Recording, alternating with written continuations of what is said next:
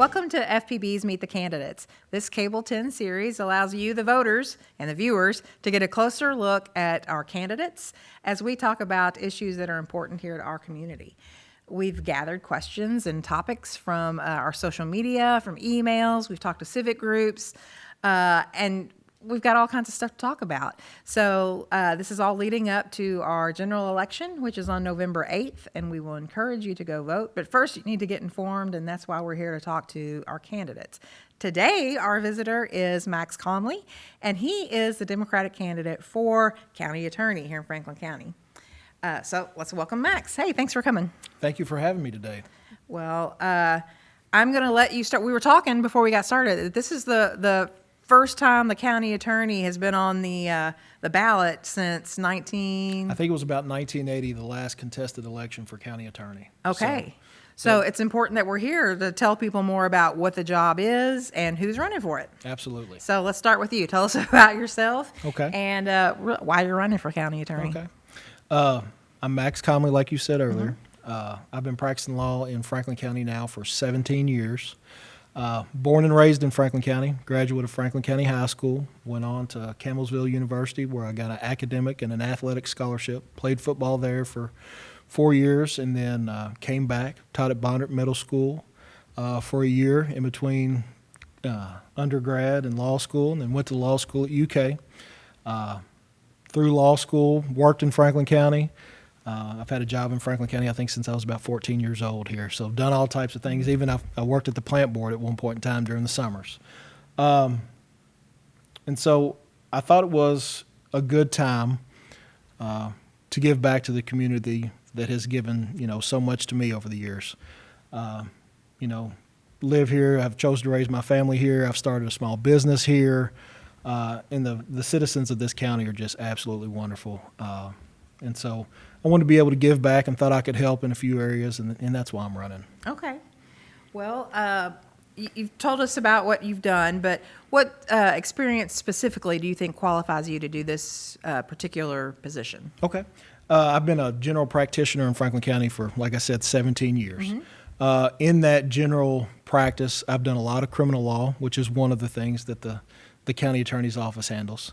In addition, I've done dependency, neglect, and abuse work. I've done that for a long time here in Franklin County. I've been appointed as a GAL or a guardian ad litem for both parents and children. So that's another aspect of what the county attorney's office does. I've done some planning and zoning work with some businesses. So, I'm familiar with that process and how to go through that. So basically everything that the county attorney would handle is something that I've handled in my law practice over the years. Okay. What do you think is the most important skill for a county attorney to possess? I think a general knowledge of the law. A county attorney is not just a prosecutor. A county attorney is not just a planning and zoning person. They've got job duties and job qualifications that go all over the spectrum.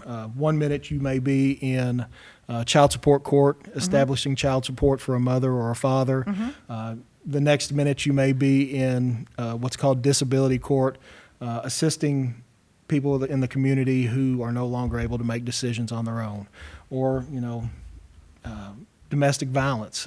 They help prosecute domestic violence cases. So a general knowledge of the law and, being in tune with that is very important for a county attorney. Okay.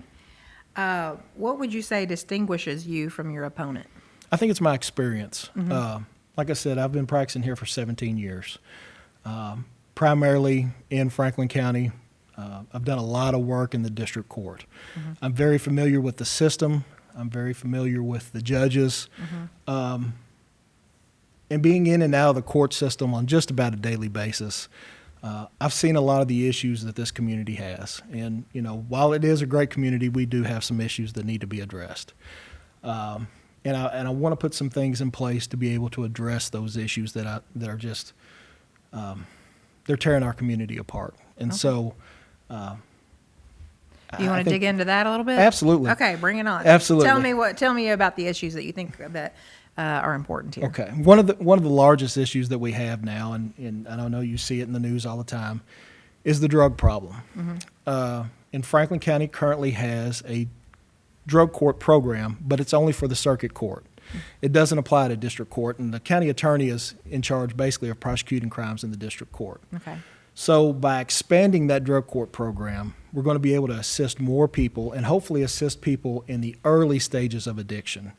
What I've seen throughout my years of experience is that people will tend to commit small misdemeanor crimes, and then, they branch out into the larger felonies. So if we can get them at the start of the addiction and get them some help there, hopefully we don't get into the larger felonies. And I think it would be easier to treat an addiction problem at the beginning as opposed to waiting years down the road in order to address that issue at that point in time. So in addition, the amount of people that the district court sees, I think the last time I looked at the numbers, 17,000, 18,000 people have district court cases, anywhere from a traffic citation or something like that. So just the number of people that come through the district court is a lot greater than the number of people who come through the circuit court.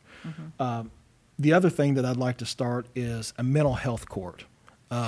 We have a growing population of people who have mental health issues. Some of it was caused by the pandemic. Some of it has been caused by a transient population that's starting to move in to Franklin County.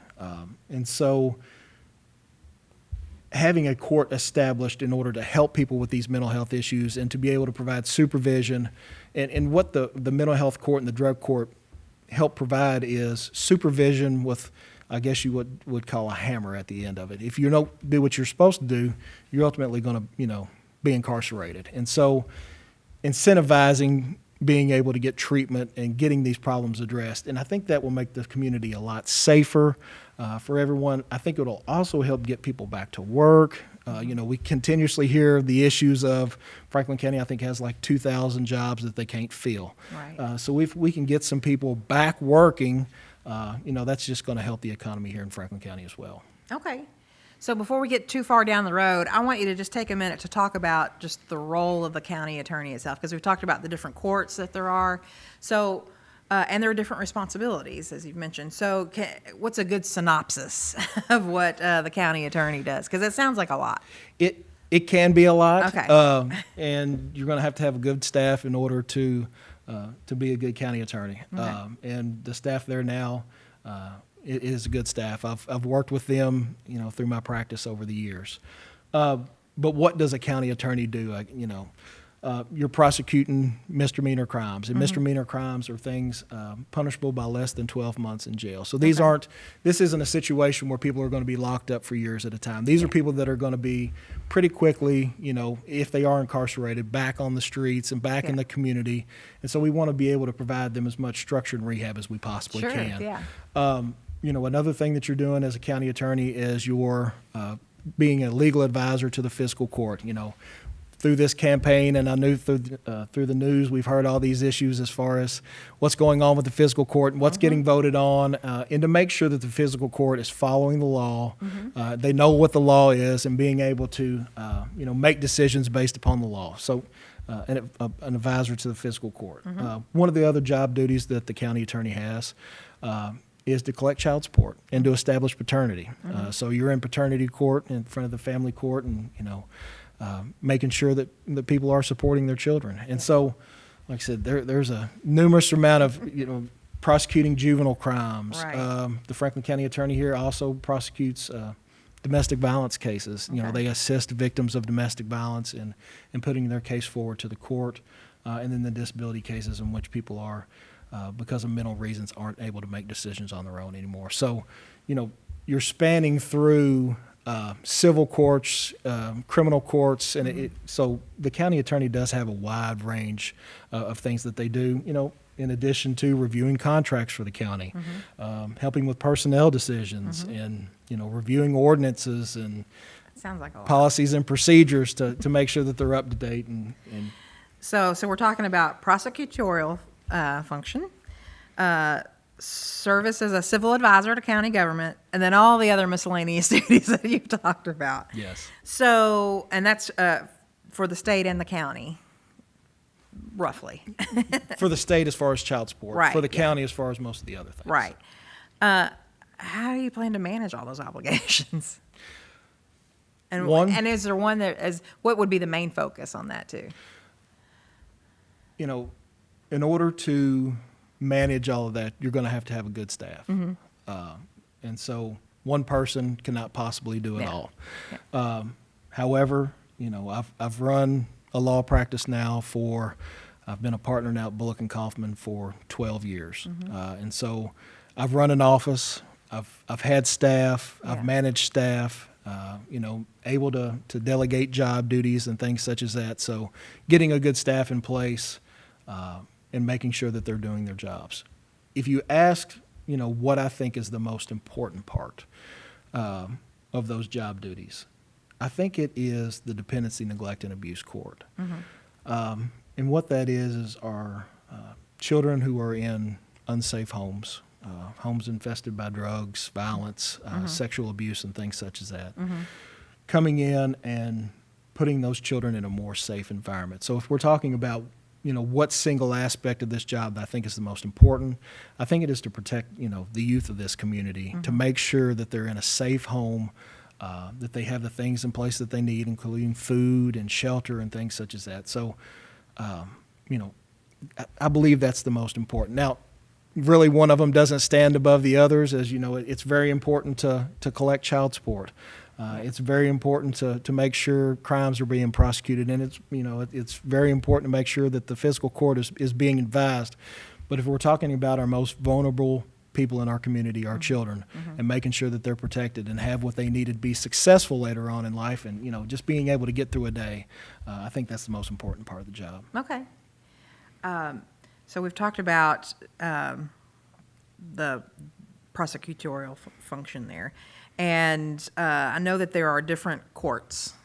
So we're being informative here for our viewers. Can you, just for the normal person like me, explain what that looks like as far as, I know the county attorney works with the district court and prosecutes all violations of criminal and penal law in that court's jurisdiction. Can you kind of explain to me what the difference is between civil, district, circuit courts, and then how do you plan to manage that court docket? Okay.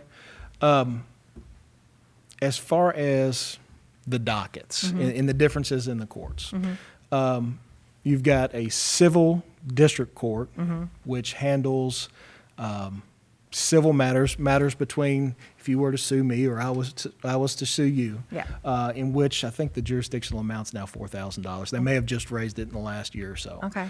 So if you run into my car and you cause $1,000 worth of damage to my car, and maybe you don't have insurance, and I have to file a lawsuit against you to get my $1,000 back to fix my car. So that would be the district civil court. Okay. Then you've got the district criminal court that prosecutes misdemeanors and traffic violations. Yeah. If you go out here and you're speeding 10 over or you're speeding 20 over, if you get a DUI, if you possess less than 8 ounces of marijuana, or you want to traffic in marijuana in small amounts here in Franklin County, you're going to come see the county attorney in the district court, or if you assault force and things such as those. So any misdemeanor crimes are prosecuted in the district court.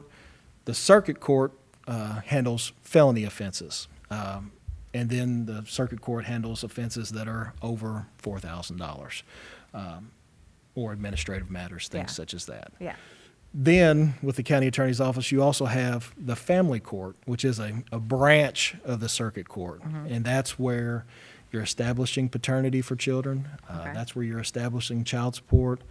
They also have a child support docket for the family court, in which if you're not paying your child support as it's been ordered to pay, the circuit court will bring you in on a motion to show cause and say, why aren't you paying your child support? And the county attorney's office files those motions in order for people to be able to get the money to help raise their children. So you're spanning just about every court with the county attorney's office. Right. In addition, you've got juvenile matters that are handled in the district court in Franklin County as well. So if you're under 18 and you commit a crime, you're more than likely going to come see the district court as well. That's a lot. It can be, but the dockets are spaced pretty well. Okay. And so, where I've been practicing for the last 17 years, I've been managing dockets in multiple counties where I have to be, maybe at a motion hour in Anderson County one day, Yeah. and 2 hours later I have to be in a motion hour in Scott County or Shelby County or something like that. So learning, how to manage a schedule and keep a schedule is something I've done for a while now. Okay. Well, now let's discuss the advisory role. Okay. Serving as a legal counsel for county government. It seems like that could be a full-time job in itself. So, I mean, it's not only the county government, but it's also in the county boards, the commissions, special districts. What experience do you have in local government, and how do you plan to work with the fiscal court and its political subdivisions? Well, as far as, the fiscal court, the county attorney, they don't have a vote. Mm-hmm. So weighing in on the stances of certain issues, on whether or not a piece of property should be zoned a particular way or something like that is not something that the county attorney has, a vote in. But you're advising the fiscal court on, if it's a zone change from agricultural to industrial, which we've, been dealing with now in the county for the last several months. There's a statute right on point. It's advising the fiscal court of, hey, here's the statute, here's what the statute says, let's follow the statute. That way it prevents, protracted litigation, appeals and things such as that, that, honestly cost the county and the taxpayers money. Yeah. And so, good legal advice in order to assist with that, I think is very important. So, in all the various boards, making sure that the appointments for those various boards are done the way they are supposed to. There's laws and regulations written on, how those appointments are to be made, and make sure that we're following those and the people are in the right areas that they're supposed to be living in, and Right. and all those type of appointments. So, keeping up with all that, and is very important. And Okay.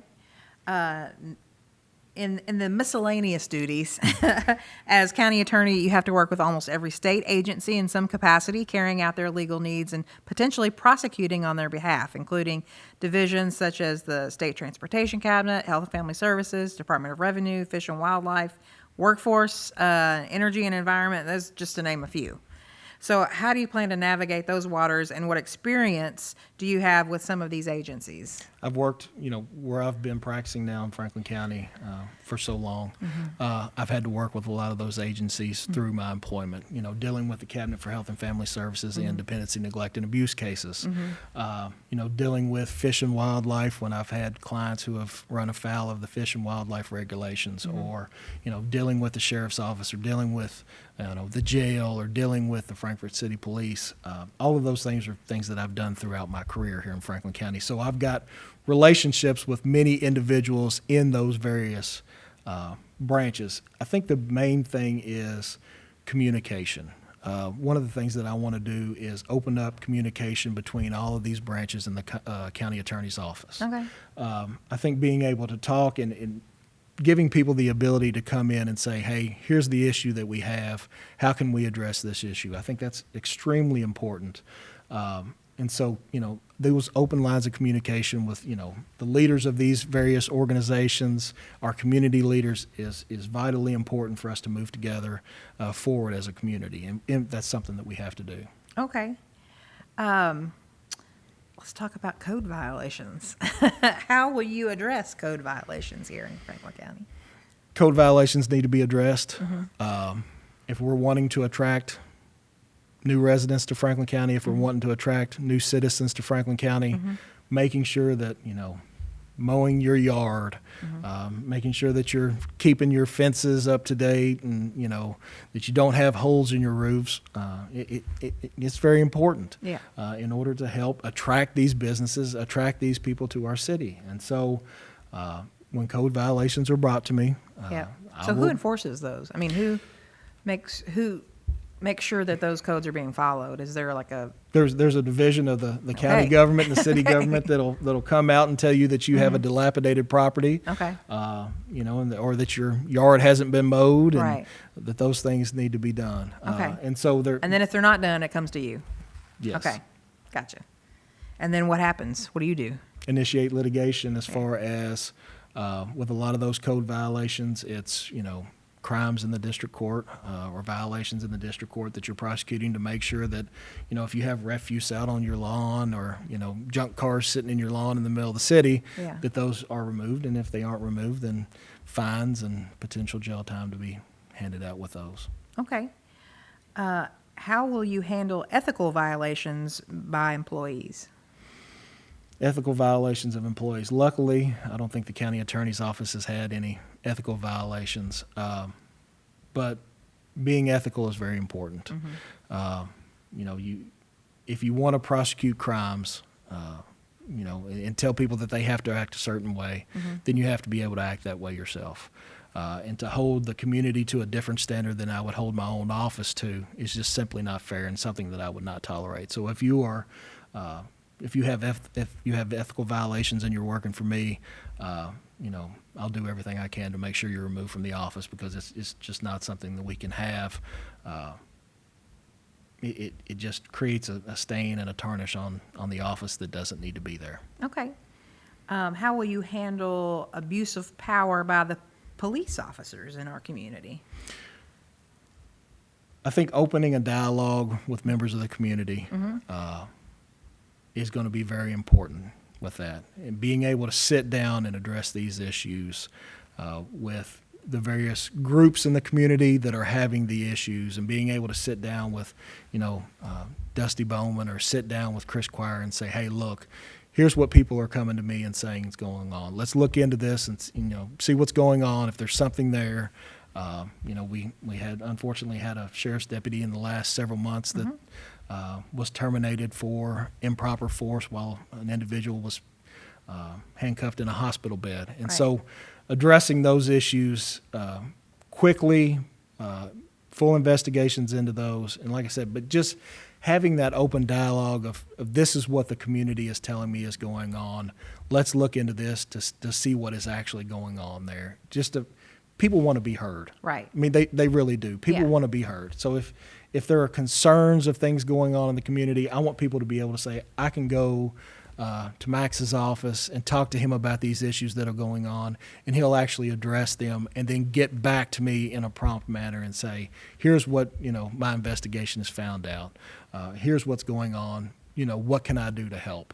And so, like I said, just that open dialogue with, being a Frankfort native, being born and raised here, I know a lot of people. I know a lot of people, in various groups in the community, and being able to, open up those lines of communication is something that I think I'd be able to do. Okay. Let's talk a little bit about funding. How is the Office of County Attorney funded, and how is the compensation set for the seat? Funding can come, I guess it depends on which aspect of it. Okay. As Because far it comes as from different areas? it does come from okay. different areas. So with the collection of child support and the establishment of paternity, that's through actually a separate contract with the Cabinet for Health and Family Services. Okay. So your funding there is coming from the state. You also have funding coming from the county Right. in order to hire employees. Also, there are diversion programs that the county attorney's office offers, in which there's some funding for various things that you can do through the office that, where you can get funding through Right. those diversion programs. So do you have priorities for funding regarding the county? Not really priorities for funding, in establishing the drug court and establishing the mental health court. Yeah.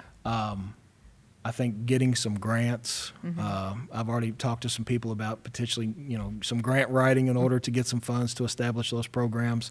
I talked to the drug court here. I think they're telling me it's going to take about one extra employee to get this drug court up and off the ground. So, things like that. Like I said, the diversion program can pay for some things. Yeah. I'd love to get some more money from the state for the child support office. The last time I talked to the staff over there, I think they're running about 900 cases a piece or more. And so potentially getting some more workers in that office to divvy out some of those cases where they don't have such a large workload, because that puts a lot of strain on the ladies who work in that office. Sure. And so if I can get them some help, I would love to get them some help. Yeah. I know we've got, I believe, an extra spot open as far as for an assistant county attorney in order to be able to do some prosecution. If we can get the funding and we can fill that seat, I think that would be good for everybody as well. Okay. Well, our time is we're at the end here. So I'm going to give you the opportunity to address the viewers directly and tell them why they need to vote for you on November 8th. My name is Max Comley, and I'm running for Franklin County Attorney. And I think what sets me apart from my opponent is my experience in Franklin County over the last 17 years. Also being a Franklin County native, the relationships that I've developed over the years, living in this community, playing sports in this community, being part of some groups in this community, and actually participating in my kids' activities here in this community. Most people will see me probably out at a football game or out at a basketball game, watching my kids play. I've been doing that now for years. So just those community relations and the experience I have being a general practitioner here in Franklin County over the last 17 years is what sets me apart. So I would appreciate your vote on November the 8th. All right. Well, we appreciate you being here and taking the time to sit down and talk about all this stuff and really informing people more about this office and the duties and how you would fulfill them. So thank you so much. And I really appreciate you having me. Thank you. Sure. And I appreciate you, the viewers, for watching, because it's so important to get informed because, when we're voting, when we go to vote on Election Day, we're choosing the people who are going to lead our community and take care of things like prosecuting people. So it's important to be informed, and that's why we're here. We will encourage you to go vote on November 8th, and when you're done voting, go home, turn it on Channel 10, and watch the live election returns. We're going to have them for you live from the county clerk's office. It's election season, you all, so it's time to get informed and then go vote because it's your voice, and I want you to use it. Thanks so much.